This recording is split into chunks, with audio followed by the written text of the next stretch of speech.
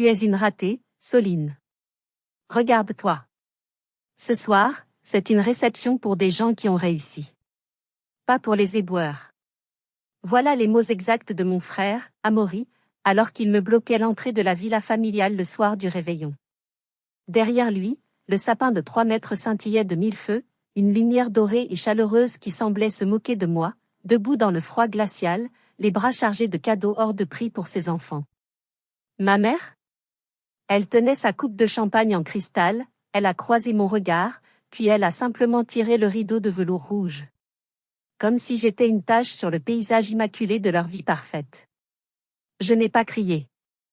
Je n'ai pas pleuré. J'ai juste dit, tu as raison. Cette nuit-là, dans le silence de mon appartement vide, j'ai fait un seul mouvement calme qui a gelé tous leurs comptes bancaires et coupé les vivres de toute la famille.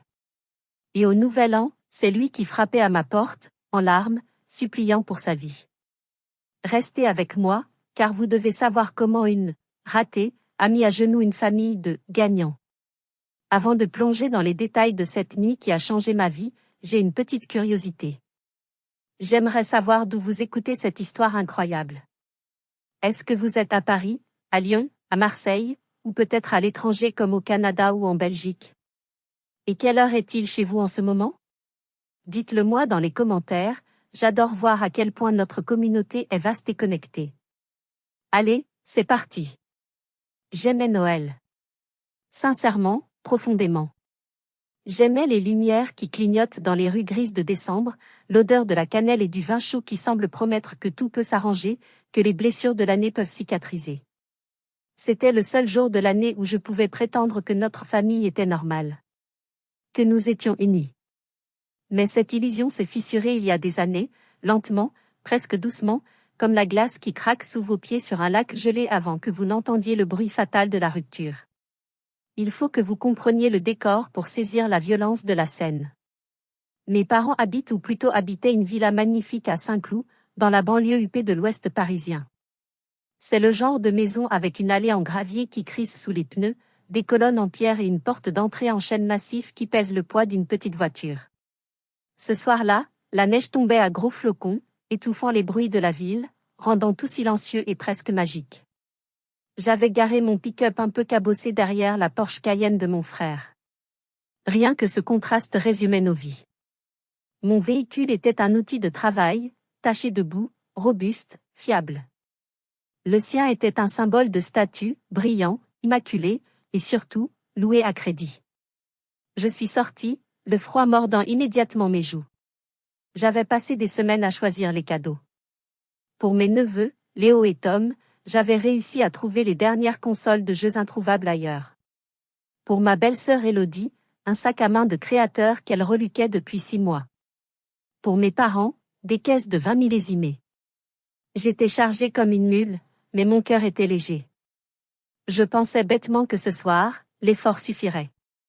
J'ai monté les marches du perron. J'ai entendu des rires à l'intérieur. Le son du jazz doucement diffusé. J'ai sonné. La porte s'est ouverte, et la chaleur de l'intérieur m'a frappé au visage, portant des odeurs de dinde rôtie au marron et de parfums coûteux, un mélange capiteux de luxe et de fête. Amaury se tenait là. Il était magnifique, je dois l'admettre. Il portait un smoking en velours bleu nuit, une coupe de champagne à la main. Il m'a regardé de haut en bas. Son regard s'est attardé sur ma parka imperméable, mes jeans épais et mes bottes de sécurité que j'avais gardées car il neigeait. Son sourire ne s'est pas étendu à ses yeux. C'était ce sourire en coin, méprisant, celui qu'il réservait aux serveurs maladroits ou aux gens qu'il jugeait inférieurs. « Soline ? Qu'est-ce que tu fais là ?» a-t-il demandé, sa voix traînant sur les syllabes comme s'il parlait à un enfant lent d'esprit. « C'est Noël, Amaury. »« Je suis venu pour le réveillon », ai-je répondu, essayant de garder ma voix enjouée malgré le nœud qui se formait dans mon estomac. J'ai fait un mouvement pour entrer, pour déposer les sacs lourds qui sciaient mes doigts. Il a fait un pas de côté, non pas pour me laisser passer, mais pour bloquer l'encadrement de la porte avec son épaule. « Écoute, » a-t-il dit, baissant la voix comme pour partager un secret honteux. « Maman et papa ont invité les Beaulieu ce soir. Tu sais, les investisseurs potentiels pour ma start-up. C'est une soirée importante. » Très select. Il a marqué une pause, laissant le silence peser. On ne peut pas se permettre de fausses notes. Et toi, avec ton travail, ton allure, tu fais tâche. Tu comprends, non? Ce n'est pas une soirée caritative. Pas de place pour les ratés ce soir. Le mot a claqué comme un fouet. Raté. J'ai regardé par-dessus son épaule. J'ai vu ma mère, élégante dans sa robe de soie émeraude, debout près de la cheminée monumentale. Elle riait à une blague de Monsieur Beaulieu. Elle a tourné la tête. Nos regards se sont croisés. Pendant une seule seconde, j'ai cru qu'elle allait venir. Qu'elle allait dire, Amaury, arrête tes bêtises, laisse ta sœur entrer. Mais non. Son visage s'est fermé. Une expression de gêne, presque de dégoût, a traversé ses traits. Elle a posé sa coupe, s'est dirigée vers la grande fenêtre qui donnait sur le perron, et d'un geste sec, elle a tiré les lourds rideaux de velours. Clic, je n'existais plus. J'avais été effacée. Amaury a eu un petit rire satisfait. Tu vois? Maman est d'accord. Allez, rentre chez toi, Soline. On t'appellera demain pour venir chercher les restes, s'il y en a, laisse les cadeaux là, par contre. Les petits seraient déçus. Il a tendu la main pour prendre les sacs. J'ai reculé d'un pas. Le gravier a crissé sous mes talons. Non, ai-je dit. Ma voix était calme, terrifiante de calme. Quoi? J'ai dit non. J'ai fait demi-tour. J'ai redescendu les marches, le dos droit, sentant son regard furieux brûler ma nuque. J'ai jeté les milliers d'euros de cadeaux à l'arrière de mon pick-up, au milieu des vieux outils. J'ai démarré le moteur diesel qui a rugi dans la nuit silencieuse, et je suis parti, laissant derrière moi la lumière dorée de la villa pour plonger dans l'obscurité de la route. Le trajet de retour vers mon appartement, situé à l'autre bout de la ville dans un quartier beaucoup plus modeste, a duré 45 minutes. 45 minutes de silence absolu, seulement troublé par le rythme hypnotique des essuie-glaces chassant la neige. C'est dans ce genre de silence que les souvenirs remontent, non pas comme des images douces, mais comme des éclats de verre. Ces mots, pas de place pour les ratés, n'ont pas seulement coupé, ils ont réorganisé quelque chose en moi. Ils ont agi comme un révélateur chimique, faisant apparaître la véritable image de ma vie, une image que j'avais passé 30 ans à essayer de flouter. En grandissant, j'étais la réparatrice. Celle qui bouche les trous. Celle qui nettoie les dégâts. Si une facture était en retard, Soline la payait. Si quelqu'un avait besoin d'un chauffeur à 3 heures du matin parce qu'il avait trop bu, Soline laissait tout tomber. Je me suis souvenu de mes 25 ans. Je venais de lancer mon entreprise de gestion de déchets. Je travaillais 18 heures par jour, je triais moi-même les métaux dans le froid, mes mains étaient constamment écorchées. J'avais économisé chaque centime pour m'acheter un petit studio. Et puis Amaury m'avait appelé. Il pleurait. Il avait perdu une grosse somme au jeu. Des gens dangereux le menaçaient. Tu es la seule qui peut m'aider, Soline. Papa me tuerait s'il savait. Que avais-je fait? J'avais vidé mon compte épargne. J'avais repoussé l'achat de mon studio de 2 ans. J'avais payé sa dette. Et le lendemain? Il avait posté une photo sur Instagram, le montrant en train de boire du champagne avec ses amis, avec la légende « La vie est belle quand on sait saisir les opportunités ». Pas un merci. Pas un remboursement. Quand Amaury et sa femme Élodie ont pris du retard sur leur prêt immobilier pour la première fois il y a 10 ans, j'ai envoyé l'argent avant même qu'ils ne le demandent. J'avais vu l'avis de la banque traîner sur la table de la cuisine de mes parents. J'avais eu honte pour eux. Back then, je me disais que c'était de la gentillesse. Peut-être que c'était de la culpabilité. Peut-être que je voulais juste être vue. Pas comme la fille qui sent le cambouis et la ferraille, mais comme la fille qui tient la famille. La fille indispensable. Mes parents encourageaient cette dynamique perverse avec une subtilité toxique. Tu as toujours été la plus responsable, Soline, disait ma mère avec ce sourire qui ressemblait à de la fierté mais qui, avec le recul, n'était que du soulagement. Le soulagement de ne pas avoir à ouvrir son propre carnet de chèques. Mon père, lui, parlait rarement. Il se contentait de servir à Amaury une autre assiette, une autre faveur, une autre excuse. Pour eux, Amaury était le soleil autour duquel nous devions tous orbiter. Il était brillant, charismatique, fragile. Il avait besoin d'aide pour briller. Moi? J'étais la terre. Solide, sombre, qu'on piétine pour avancer. Au fil du temps, j'ai arrêté de compter combien je donnais. C'était devenu automatique, comme respirer. L'école internationale bilingue pour les enfants? Soline paie. Les vacances au ski à Courchevel pour qu'ils puissent réseauter? Soline paie. La rénovation de la toiture de la villa? Soline paie. Le plus drôle, c'est qu'ils appelaient ça de l'aide, mais c'était du contrôle. Pas le mien sur eux, mais le leur sur moi. Chaque fois que je les sortais du pétrin, je serrais un peu plus le nœud coulant de leur approbation autour de mon cou. En conduisant ce soir-là, les mains crispées sur le volant, je réalisais l'ironie tragique de la situation. Ils me traitaient de raté. Moi, la seule personne de cette famille qui avait bâti une entreprise viable à partir de rien.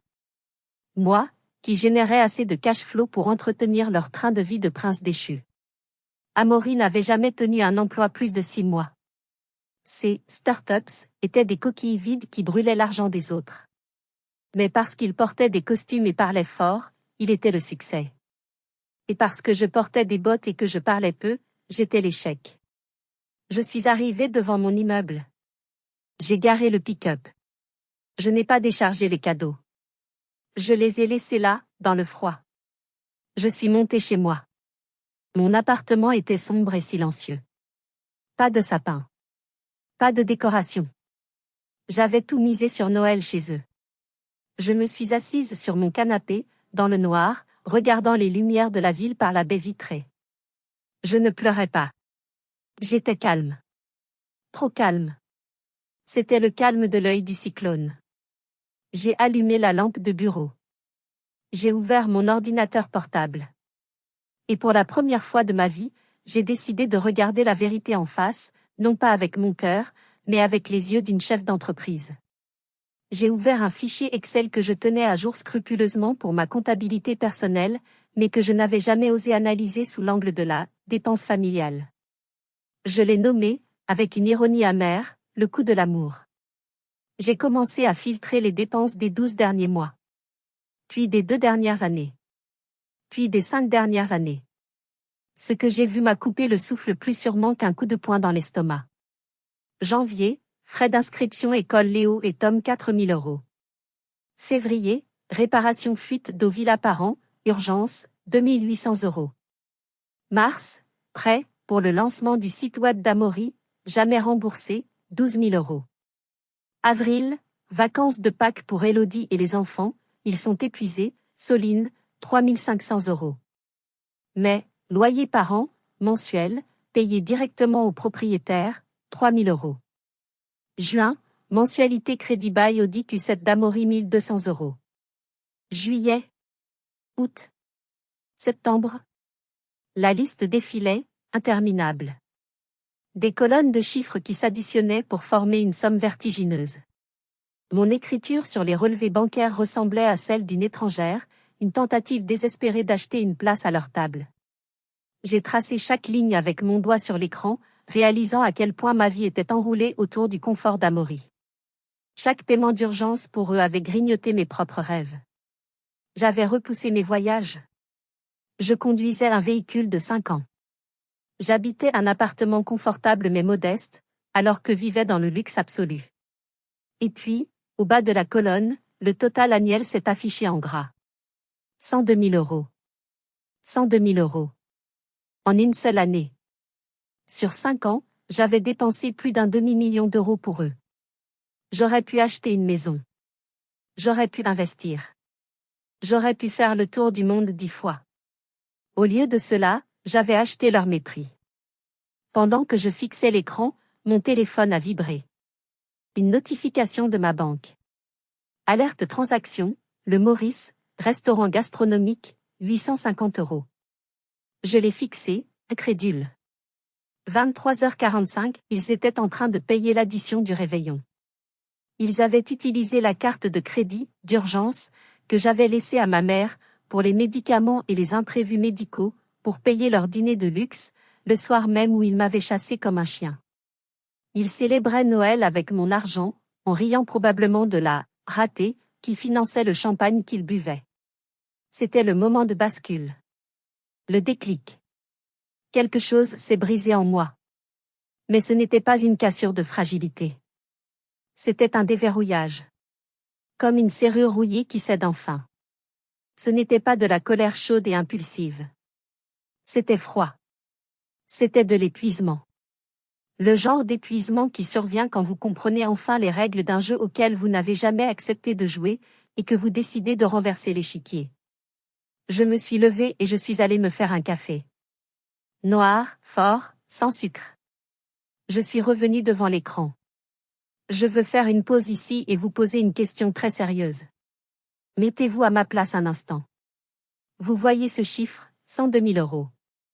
Vous voyez la notification du restaurant à 850 € payé avec votre carte alors qu'on vient de vous humilier. Que auriez-vous fait? Auriez-vous appelé pour crier? Auriez-vous pleuré? Ou auriez-vous fait ce que j'allais faire? Dites-moi honnêtement dans les commentaires ce que vous auriez fait à ma place. J'ai vraiment besoin de savoir si je suis la seule à avoir réagi comme ça. Je n'ai pas appelé. Je n'ai pas envoyé de message d'insulte. J'ai ouvert l'interface de gestion de mes comptes bancaires. Mes doigts ne tremblaient plus. Ils étaient stables, précis, chirurgicaux. Il y avait là la liste des virements permanents. Les artères financières qui maintenaient le cœur artificiel de la famille Morel en vie. Loyer parents. École enfant.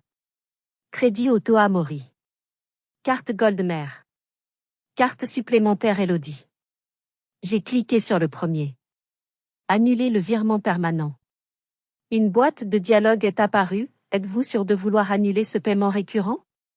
Cette action peut entraîner des frais de rejet pour le bénéficiaire. J'ai regardé le bouton « Oui ». J'ai pensé au sourire d'Amaury. J'ai pensé au rideau tiré par ma mère. J'ai cliqué. Loyer parents, annulé. J'ai passé au suivant. Crédit auto, annulé. Frais scolaires, annulé. Un par un, méthodiquement, froidement, j'ai coupé les vivres. J'ai sectionné chaque lien. Puis, j'ai pris mon téléphone. J'ai appelé le service d'opposition automatisé de la banque. Tapé 1 pour déclarer une perte ou un vol. J'ai tapé 1. J'ai déclaré la carte que détenait ma mère et celle d'Élodie comme « perdue ». La voix synthétique a répondu « Vos cartes sont immédiatement bloquées. Toute transaction ultérieure sera refusée. » Immédiatement. Cela signifiait que s'ils essayaient de commander un dernier cognac au restaurant, la carte serait rejetée. Ça a pris 5 minutes pour défaire 5 ans de dépendance. Je m'attendais à ressentir de la culpabilité, cette vieille amie toxique. Mais elle n'était pas là. À la place, je me sentais légère. Comme si je venais de retirer un manteau de plomb trempé dans l'acide. L'appartement semblait plus grand. L'air plus respirable. J'ai fini mon café. J'ai éteint l'ordinateur. Et pour la première fois depuis 10 ans, j'ai dormi d'un sommeil sans rêve, profond et réparateur. Le lendemain matin, le jour de Noël, je me suis réveillée à 9 heures.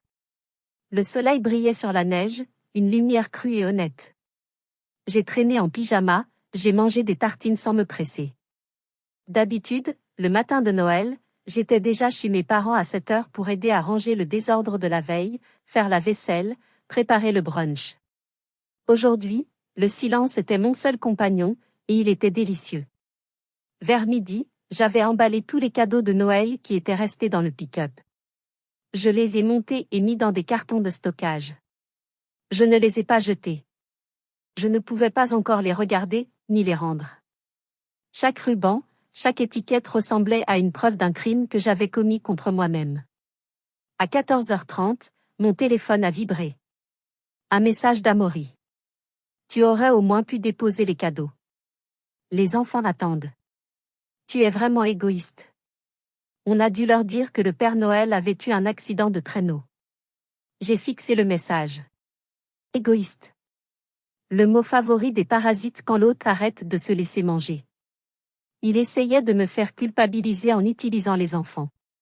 C'était sa tactique classique. J'ai tapé un seul mot, non. Il a répondu presque instantanément, les 3 petits points de l'écriture s'agitant frénétiquement. C'est quoi ton problème? Tu boudes pour hier soir?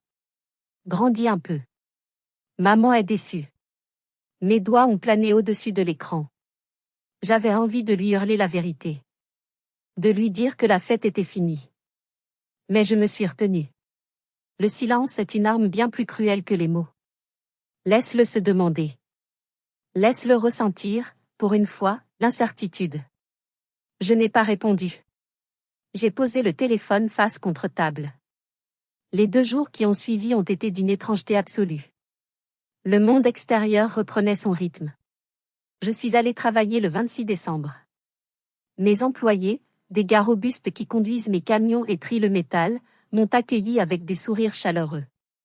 Joyeux Noël, patronne, a lancé Karim, mon chef d'équipe, un géant au cœur d'or. Il m'a tendu une boîte de chocolat bon marché. C'est de la part de l'équipe. J'ai senti mes yeux piquer. Ces hommes, que ma famille traiterait de « racailles » ou de « bas étage », m'offraient plus de respect et d'affection avec une boîte à 10 € que ma propre famille avec leur soirée à 1000 €. Merci, Karim, ai-je dit, la gorge serrée. Ça me touche beaucoup. J'ai passé la journée à vérifier les comptes de l'entreprise. L'activité était florissante. Le prix des métaux recyclés avait bondi. J'étais riche. Vraiment riche. Et pour la première fois, cet argent n'allait pas être siphonné vers le puissant fond des désirs d'Amaury. J'ai ouvert une nouvelle fenêtre de navigateur. J'ai tapé « Voyage Maldives ». J'ai réservé un séjour de 2 semaines dans un resort 5 étoiles, départ le 20 janvier. J'ai payé sans sourciller. C'était mon cadeau à moi-même. Le cadeau de la libération. Le 27 décembre, le premier grain de sable est tombé dans la mécanique bien huilée de leur vie. Mon téléphone a vibré. Un SMS automatique de Netflix. Paiement refusé. Veuillez mettre à jour vos informations bancaires. J'ai souri. C'était petit, insignifiant. Mais c'était le début. 1 heure plus tard, un message d'Amaury, et il y a un bug avec le compte Netflix. Les petits veulent regarder un dessin animé. Tu as changé le code de la carte? Je n'ai pas répondu. 2 heures plus tard, un autre message. Plus pressant. Soline?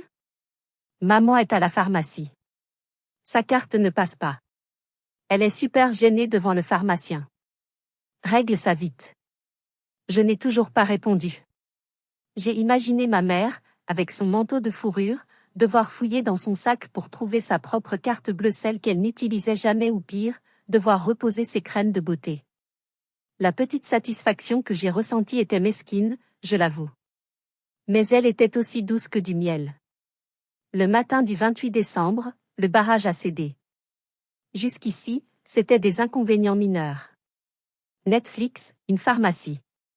Des choses agaçantes mais gérables. Mais le 28 était le jour des prélèvements majeurs. À 9 h du matin, mon téléphone a commencé à vibrer et n'a plus arrêté. C'était comme si l'appareil était possédé. Appel. Texto. Messages vocaux. WhatsApp. Messenger. D'abord, Amaury. Le concessionnaire Audi vient de m'appeler. Le prélèvement mensuel a été rejeté. Ils disent que le mandat est révoqué. C'est quoi ce bordel, Soline? C'est une erreur de la banque? Appelle-les tout de suite. Ensuite, ma mère. Sa voix sur le répondeur était tremblante, oscillant entre la peur et l'accusation. Soline, c'est maman. Le propriétaire de la villa a appelé papa. Il est furieux. Il dit qu'il n'a pas reçu le loyer et qu'il a reçu un avis d'annulation de caution. Je ne comprends pas. Qu'est-ce qui se passe? Rappelle-nous immédiatement. Puis, Élodie. Soline, je suis à la caisse du supermarché avec un caddie plein.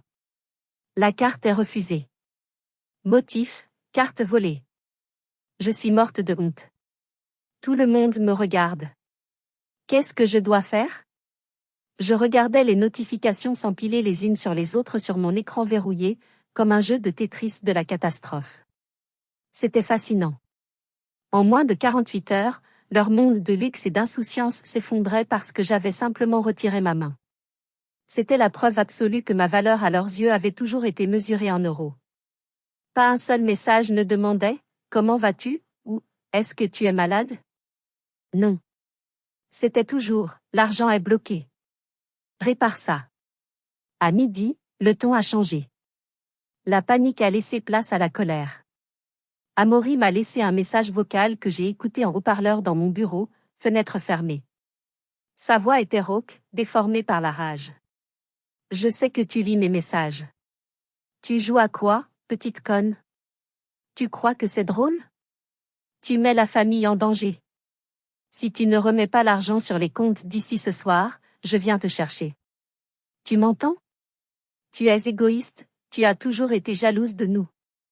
J'ai senti une bouffée de vieille peur, ce réflexe conditionné de l'enfant qui a peur de son grand frère. Mais j'ai regardé autour de moi. J'étais dans mon bureau. C'était mon entreprise. C'était mes camions dehors. C'était mon empire. Il n'avait aucun pouvoir ici. J'ai mis mon téléphone en mode « ne pas déranger ». J'ai dit à ma secrétaire « si ma famille appelle, je ne suis pas là.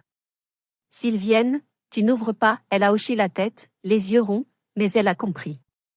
Le soir même, je suis rentrée chez moi. J'avais peur qu'ils m'attendent devant l'immeuble. J'ai scruté le parking. Personne. Ils étaient probablement trop occupés à essayer d'éteindre les incendies financiers que j'avais allumés. Je me suis versé un verre de vin. J'ai ouvert mon ordinateur. Les emails commençaient à arriver. L'école des enfants envoyait une copie de la notification de non-paiement. Le club de tennis. L'abonnement au magazine de déco de ma mère. C'était une avalanche. Je me suis sentie un instant vertigineuse. Est-ce que j'allais trop loin? Est-ce que c'était cruel? Puis j'ai repensé aux rideaux tirés. Pas de place pour les ratés. Si j'étais une ratée, alors mon argent était de l'argent de raté. Il ne devrait pas en vouloir. J'étais simplement logique. Je me suis couché tôt, mais j'ai mal dormi. Je savais que ce n'était que le début. Amaury n'était pas du genre à abandonner sans se battre. Il allait contre-attaquer. Et il allait le faire de la manière la plus sale possible. Le lendemain, 29 décembre, Amaury a débarqué à mon bureau.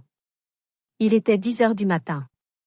Je discutais avec un fournisseur au téléphone quand j'ai entendu des éclats de voix dans le hall d'entrée. « Laissez-moi passer. C'est ma sœur.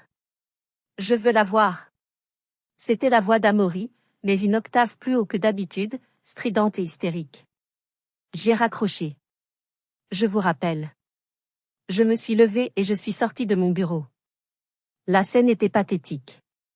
Amaury, vêtu de son manteau en cachemire beige, qui coûtait plus cher que le salaire mensuel de ma réceptionniste, essayait de forcer le passage devant Sarah, ma secrétaire, qui lui barrait la route avec un courage admirable. « Monsieur, vous ne pouvez pas entrer sans rendez-vous » répétait-elle. « Je n'ai pas besoin de rendez-vous. Je suis son frère. » Il a levé la main comme pour la pousser. « Amaury !» Ma voix a claqué dans le hall comme un coup de feu. Il s'est figé. Il s'est tourné vers moi.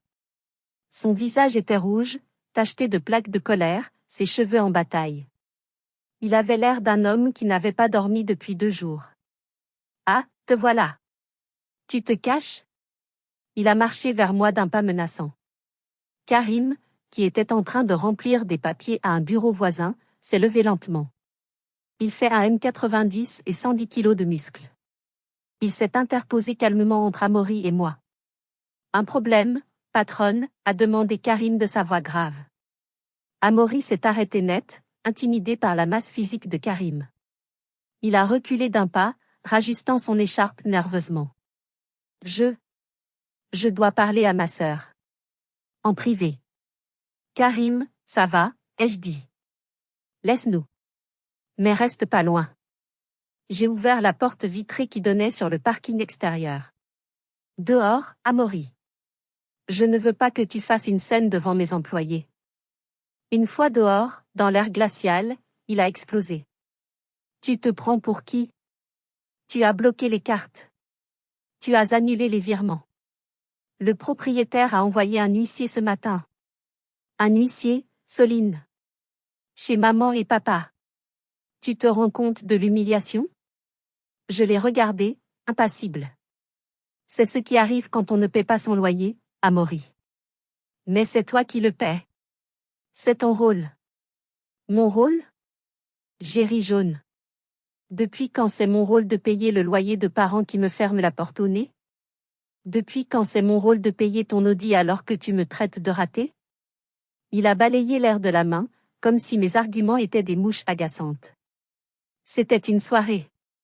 On était stressés. Tu prends tout trop à cœur. Tu es hypersensible, c'est ton problème depuis toujours. Mais là, tu mets la famille en danger. Les enfants n'ont plus de cantine scolaire payée pour la rentrée. Tu punis tes neveux. C'est monstrueux. Ils savaient exactement où frapper. Les enfants. Les enfants sont ta responsabilité, Amaury. C'est toi le père. Tu es un grand entrepreneur, non? Tu as toujours dit que tu brassais des millions avec tes startups. Utilise tes millions. Son visage s'est décomposé. La masque du succès a glissé un instant, révélant une terreur pure. J'ai des problèmes de trésorerie momentanés. Les investisseurs, ils prennent du temps. J'ai besoin de toi pour faire le pont. Juste quelques mois. Remets les virements, Soline. Je t'en supplie. Je te rembourserai. Je te le jure. C'était le cycle éternel. L'insulte, puis la supplication. Le bâton, puis la main tendue. Non, ai-je dit. Comment ça, non? C'est fini. Je ne suis plus ta banque. Je ne suis plus ton filet de sécurité. Tu voulais que je disparaisse le soir de Noël? Eh bien, j'ai disparu. Et mon argent avec. Il m'a regardé avec une haine pure. Une haine froide, reptilienne. Tu vas le regretter, a-t-il sifflé. Tu crois que tu es forte? Tu n'es rien. Tu vas finir seule, vieille et aigrie, avec tes chats et tes déchets. Et quand tu reviendras ramper vers nous pour avoir un peu d'amour, on ne sera plus là. Je prends le risque, ai-je répondu. Je me suis retournée et je suis rentrée dans le bâtiment. Karim m'attendait derrière la porte.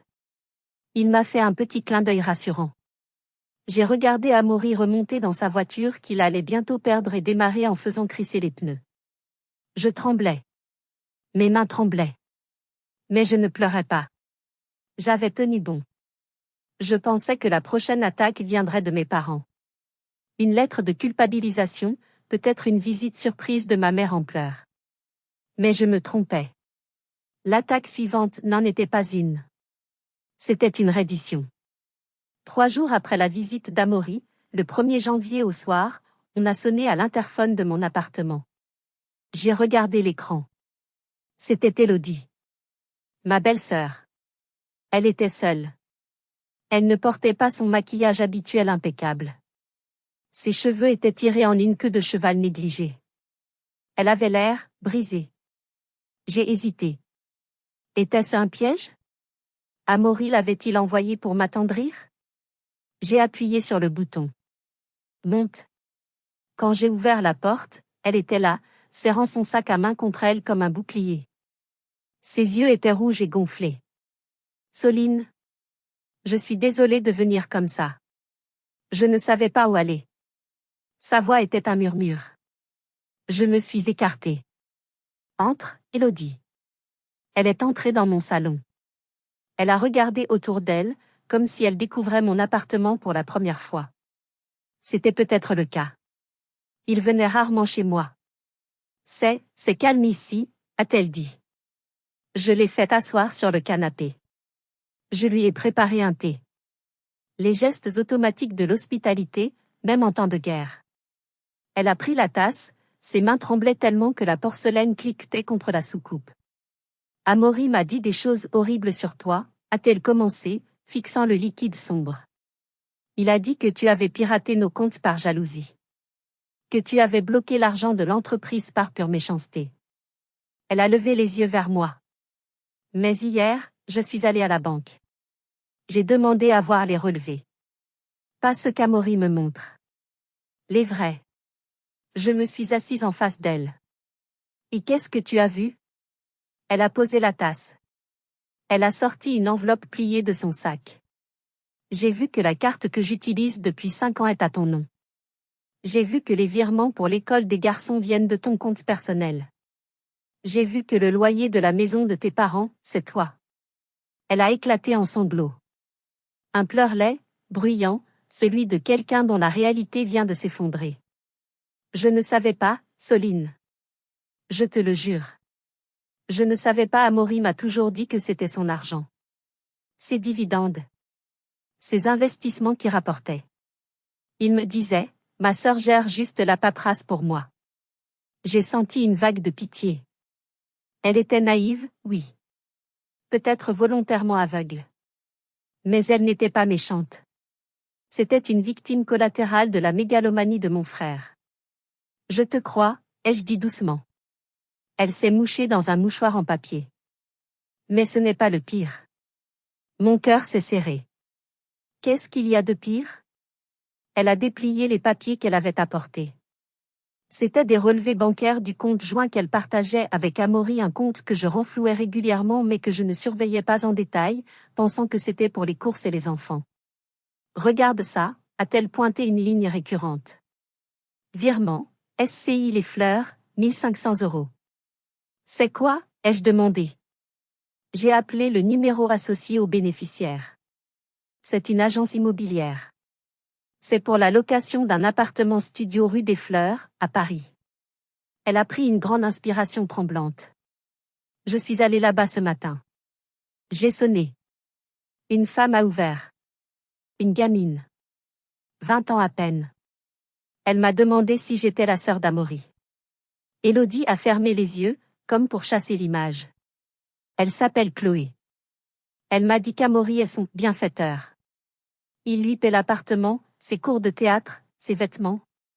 Avec l'argent que tu envoyais pour les enfants. Le silence est tombé, lourd et suffocant. Je savais qu'Amaury était un parasite. Je savais qu'il était égoïste. Mais ça? Détourner l'argent destiné à l'éducation de ses propres fils pour entretenir une maîtresse? C'était un niveau de bassesse que même moi je n'avais pas imaginé.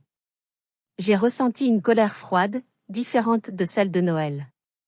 C'était une colère justicière. Qu'est-ce que tu veux faire, Élodie? Ai-je demandé. Elle a relevé la tête. Ses yeux n'étaient plus seulement tristes. Ils étaient durs. La dureté d'une mère qui réalise que ses petits ont été volés. Je veux le détruire, a-t-elle dit. Il m'a menti. Il t'a volé. Il a volé ses enfants. Je veux qu'il paie. Et j'ai besoin de ton aide. Pas de ton argent. De ton aide pour la preuve. J'ai souri. C'était le premier sourire sincère que je faisais depuis une semaine. Tu as mon aide, ai-je dit. J'ai un dossier complet sur mon ordinateur. Chaque virement. Chaque date. On va tout imprimer. Nous avons passé la soirée à constituer le dossier de guerre. Élodie n'était plus la belle-sœur passive. Elle était devenue une alliée. Et Amaury ne savait pas encore que les deux femmes qu'il avait le plus exploitées venaient de former une coalition fatale. Le lendemain, 2 janvier, nous étions prêtes. Élodie était retournée chez elle la veille au soir, jouant le rôle de l'épouse fatiguée mais ignorante. Elle devait maintenir l'illusion jusqu'au moment fatidique. Amaury, de son côté, continuait de m'envoyer des menaces voilées par SMS, alternant avec des photos des enfants tristes, essayant de jouer sur toutes les cordes sensibles. Il ne se doutait pas que la corde était en train de se transformer en nœud coulant. J'avais imprimé 10 ans d'historique bancaire. J'avais surligné en rouge chaque somme que j'avais versée. En jaune, chaque somme qu'Amaury avait dépensée en casino en ligne, en hôtel de luxe, quand il était censé être en voyage d'affaires, et bien sûr, les fameux virements à la SCI Les Fleurs pour sa maîtresse Chloé. C'était un document accablant. C'était l'autopsie financière d'une fraude familiale. À 19h, Élodie m'a envoyé un message, ils sont tous là. Mes beaux-parents viennent d'arriver pour le dîner de crise. Amaury veut qu'on aille tous te voir demain pour te forcer la main. C'est le moment. J'ai répondu, j'arrive. J'ai pris ma voiture. Pas le pick-up cette fois. J'ai pris la petite citadine de location que j'utilisais pendant que le pick-up était en révision. Je voulais arriver discrètement. Je me suis garé un peu plus bas dans la rue de la villa de mes parents, car Amaury et Élodie vivaient temporairement chez eux depuis que leur propre chauffage avait été coupé faute de paiement, une autre de mes petites victoires silencieuses. La maison était allumée, mais l'ambiance n'avait rien de festif. Je pouvais sentir la tension à travers les murs. J'ai marché jusqu'à la porte. La même porte qui m'avait été fermée au nez 8 jours plus tôt. Cette fois, je n'ai pas sonné. J'ai envoyé un texto à Élodie, ouvre. La porte s'est entrebâillée silencieusement. Élodie était là, pâle mais résolue. Elle m'a fait signe d'entrer.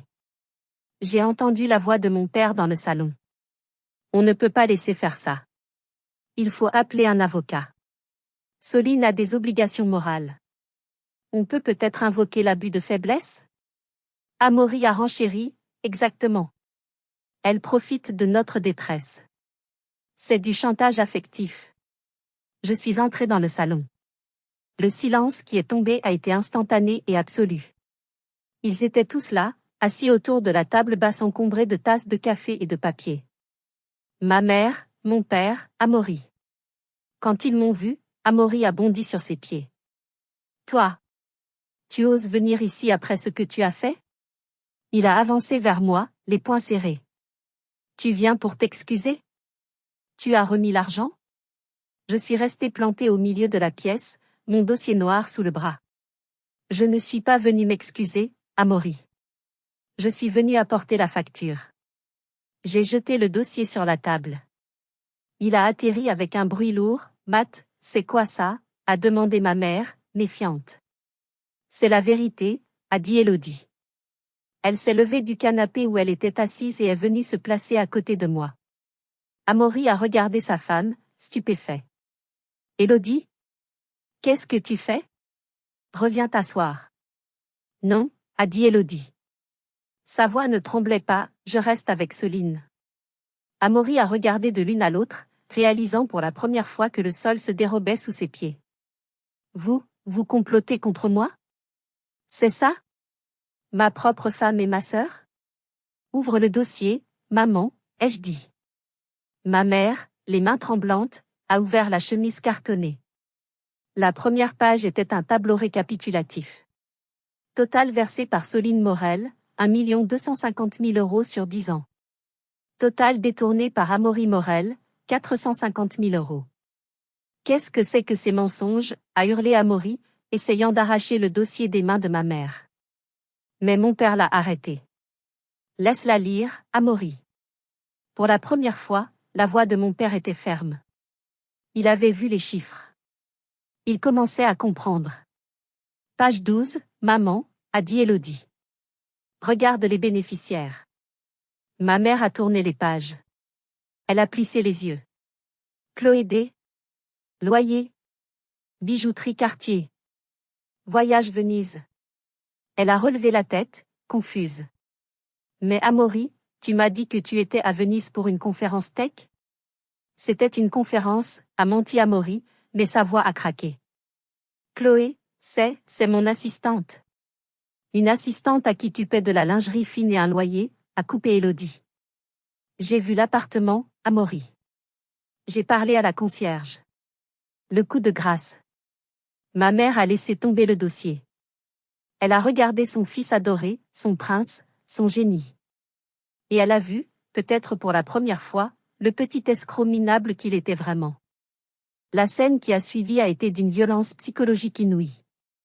L'image de la famille parfaite, que mes parents avaient mis tant d'énergie à polir et à préserver, a explosé en 1000 morceaux. Amaury, acculé, a tenté une dernière manœuvre désespérée. Il s'est mis à pleurer. De vraies larmes, mais pas de remords. Des larmes de peur. C'est faux. Elle mente. Soline a fabriqué ces documents. Elle me déteste. Elle a toujours voulu ma place. Maman, papa, ne les croyez pas.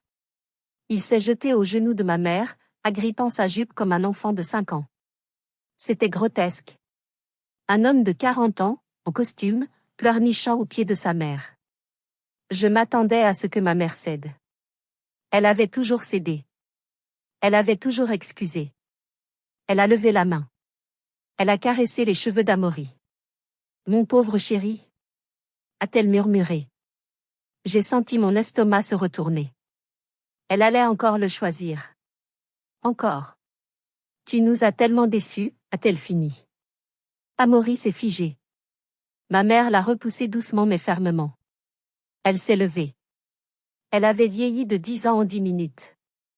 Tu as volé ta sœur, a-t-elle dit, la voix blanche. Tu as trompé ta femme. Tu as utilisé l'argent de tes enfants pour une fille. Elle s'est tournée vers moi. Il y avait de la honte dans ses yeux, mais pas encore d'excuses. L'orgueil est une habitude difficile à perdre. Soline, est-ce que c'est vrai? Tu as vraiment payé tout ça? Le loyer? La voiture? Tout, ai-je dit. Chaque centime. Depuis 10 ans. Et nous qui pensions qu'Amaury était un génie de la finance. Mon père a laissé échapper un rire amer. Il s'est assis lourdement dans un fauteuil, la tête dans les mains.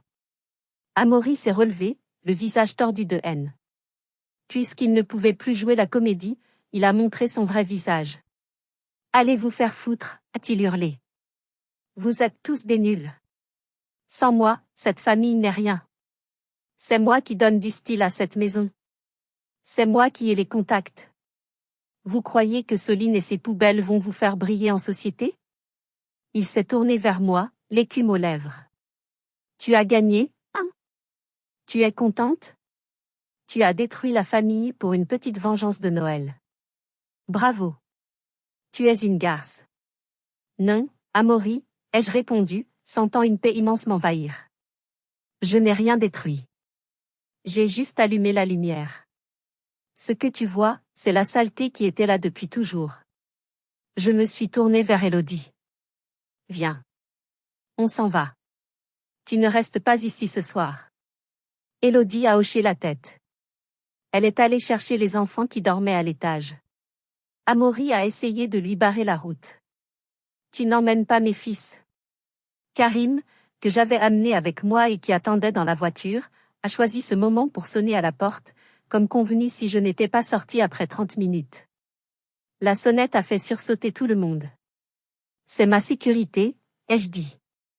Laisse-la passer, Amaury. Ou je le fais entrer. Amaury a regardé vers la porte, puis vers moi. Il a vu dans mes yeux que je ne bluffais plus. Que la petite sœur docile était morte et enterrée. Il s'est écarté. Élodie est descendue avec les garçons, Léo et Tom, ensommeillés, leur doudou à la main. Elle n'a pas regardé son mari. Elle a marché droit vers la sortie. Je l'ai suivie. Sur le seuil, je me suis retournée une dernière fois. Mes parents étaient assis dans leur salon luxueux, qui n'était plus qu'un décor de théâtre dont les acteurs avaient oublié le texte.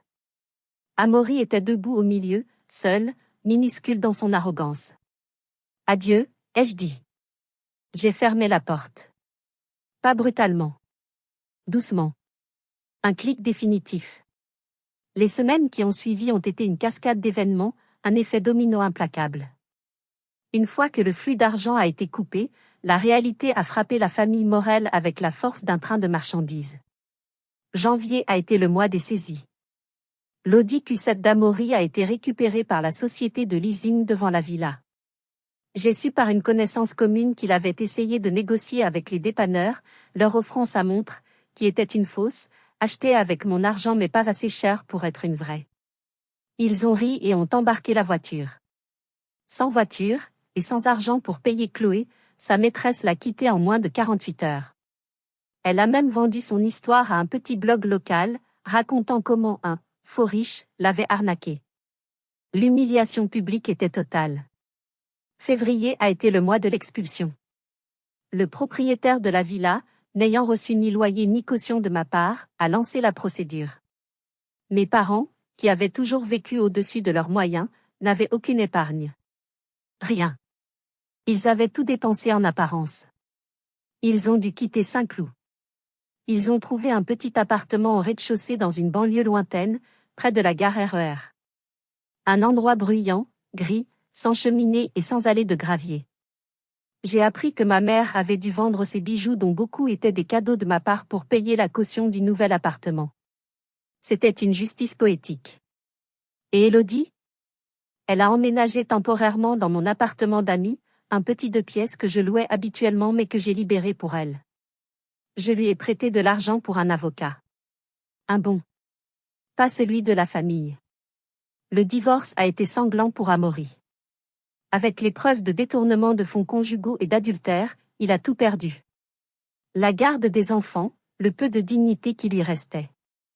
Élodie a trouvé un travail comme assistante administrative.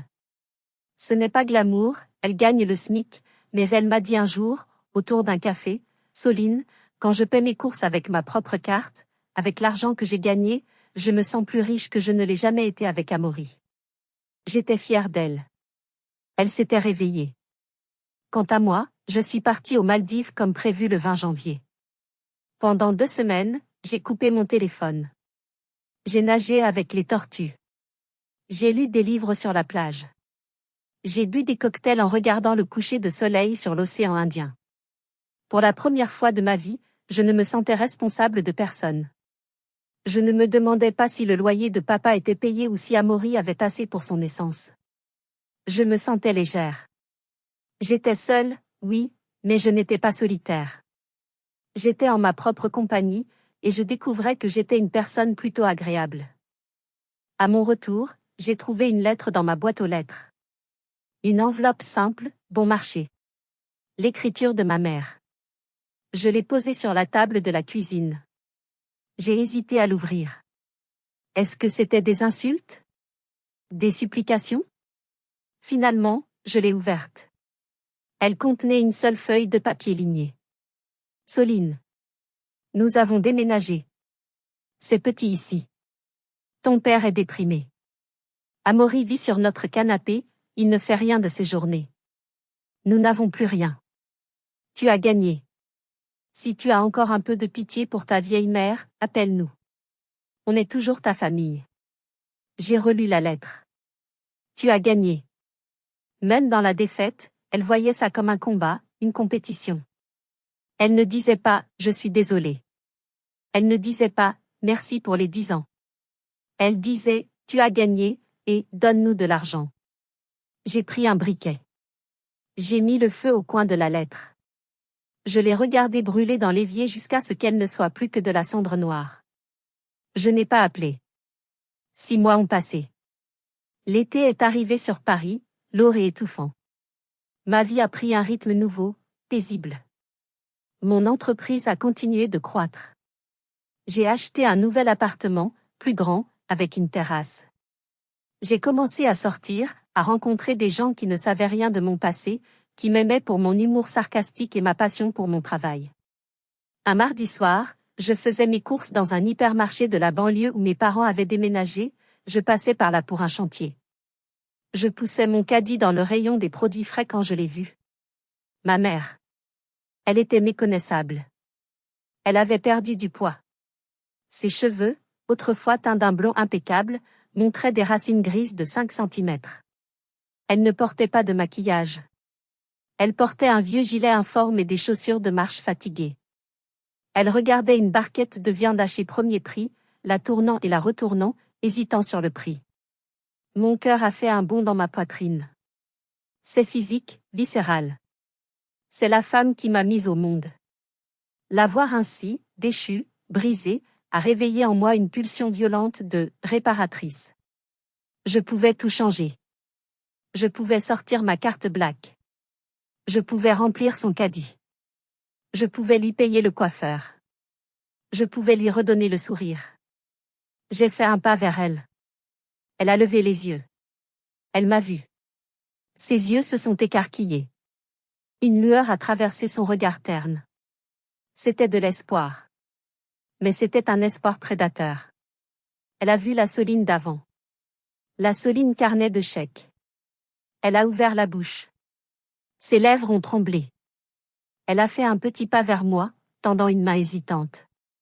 Soline, a-t-elle croassé. Ma fille? Le temps s'est arrêté. J'ai revu le rideau de velours rouge. J'ai entendu le clic de la porte fermée le soir de Noël. J'ai entendu « pas de place pour les ratés ». Si je cédais maintenant, si je lui donnais ne serait-ce qu'1 euro, tout recommencerait. Le cycle de l'abus reprendrait. Amaury reviendrait. Le mépris reviendrait dès que l'argent serait encaissé. J'ai regardé ma mère. J'ai vu une étrangère. Une femme qui avait choisi son camp et qui devait maintenant vivre avec les conséquences de ce choix. J'ai pris une profonde inspiration. J'ai redressé les épaules. J'ai hoché la tête, un mouvement sec, poli, distant. Le genre de salut qu'on adresse à un ancien collègue qu'on n'aimait pas beaucoup. Bonjour, mère, ai-je dit. Et j'ai continué à marcher. J'ai poussé mon caddie. Je suis passé devant elle sans m'arrêter. J'ai senti son regard brûler mon dos. J'ai entendu un petit sanglot étouffé derrière moi. Chaque cellule de mon corps hurlait de faire demi-tour. C'est ta mère. C'est cruel. Mais une voix plus forte, celle de la Soline adulte, celle qui se respectait enfin, disait, c'est de la survie. Continue à marcher. Je n'ai pas ralenti. Je suis allé à la caisse. J'ai payé. Je suis sorti au soleil. J'ai pleuré dans ma voiture pendant 5 minutes. Puis j'ai séché mes larmes, j'ai mis la radio, et j'ai démarré. Je ne l'ai plus jamais revu. Aujourd'hui, 1 an a passé depuis ce fameux Noël. Je suis assise sur la terrasse de mon nouvel appartement.